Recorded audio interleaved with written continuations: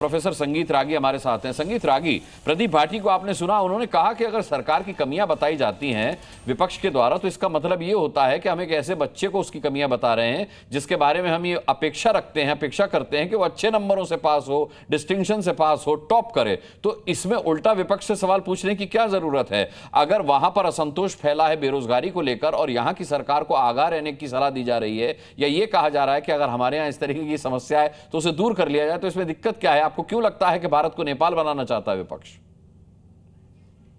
देखिए अनुराग, यदि बड़ा लोग, अनुभवी लोग ज्यादा बताए तो उसका बिल्कुल उसके प्रति संवेदनशील होना चाहिए। लेकिन क्या भारतीय विपक्ष उस तरह का है क्या? मुझे नहीं लगता है कि ऐसा है।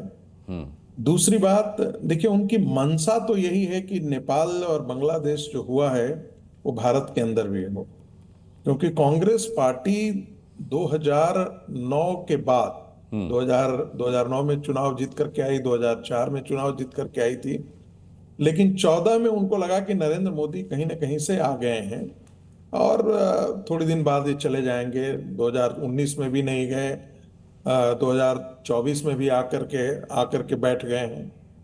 तो आपको ध्यान में होगा कि 2019 तक ऐसा नहीं हुआ था।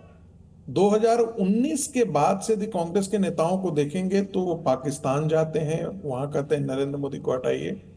राहुल गांधी स्वयं विदेश यात्रा पे जाते हैं अमेरिका में और नरेंद्र मोदी में और भारत के लोकतंत्र में हस्तक्षेप करने की बात कहते हैं। जॉर्ज सोरेस, फोर्ड फाउंडेशन, ऐसे तमाम ऐसी फाउंडेशन है जहां पर उनकी बैठकें, उन लोगों के साथ बैठकें होती हैं।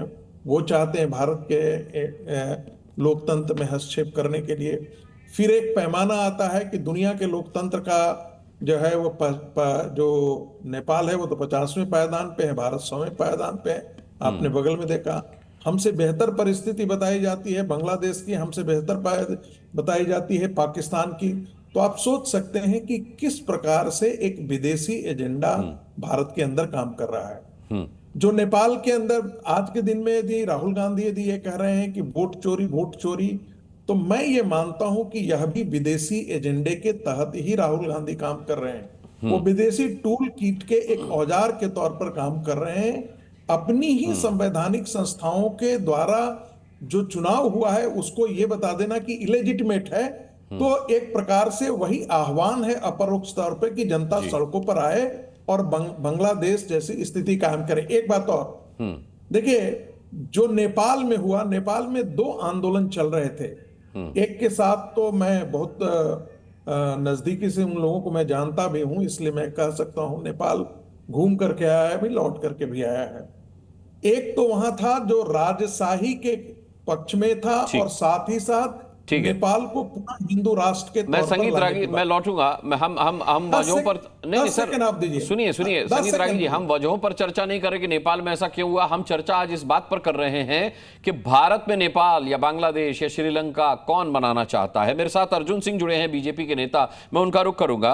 अर्जुन सिंह जी, यहां विपक्ष बोलता तो है कि ये एक लोकतांत्रिक देश है और यहां पर लोकतांत्रिक तरीके से काम होना चाहिए, सरकार को हम आगाह करते हैं, सरकार को हम दिशा दिखाने का काम करते हैं, तो सरकार भड़कती क्यों है या भारतीय जनता पार्टी के लोग हमसे उल्टा सवाल क्यों पूछते हैं? लेकिन उसी विपक्ष से कांग्रेस के नेता राहुल गांधी ये कहते हैं कि एक वो दिन भी आएगा जब इस देश के प्रधानमंत्री को जनता डंडे से पीटेगी। तो ये उसी तरीके की अराजकता का जिक्र है जैसी नेपाल में हो रही है। फिर कैसा लोकतांत्रिक देश है? फिर कैसा मानने का ये कौन मान रहा है कि लोकतांत्रिक देश है? ये किस तरीके के बयान है और क्यों दिए जाते हैं? देखिए, राहुल गांधी तो लोकतंत्र पर विश्वास करते ही नहीं है, ना कांग्रेस करती है, ना इंडी के कोई लोग भी करते हैं। उनको लोकतंत्र पर विश्वास नहीं। जब इलेक्शन कमीशन SIR करता है तो कहते हैं कि वोट चोरी हो गई। अरे मरे हुए लोगों का नाम बाद होगा तो आप वोट चोरी उसको कैसे कहेंगे? तो इनका एजेंडा पूरी अमेरिका की तरफ द्वारा सेट किया हुआ है। इनको देश के जितने भी विरोधी शक्ति हैं वो इनका एजेंडा सेट करके इनको मार्केट में छोड़ देते हैं और ये चिल्लाते रहते हैं। अरे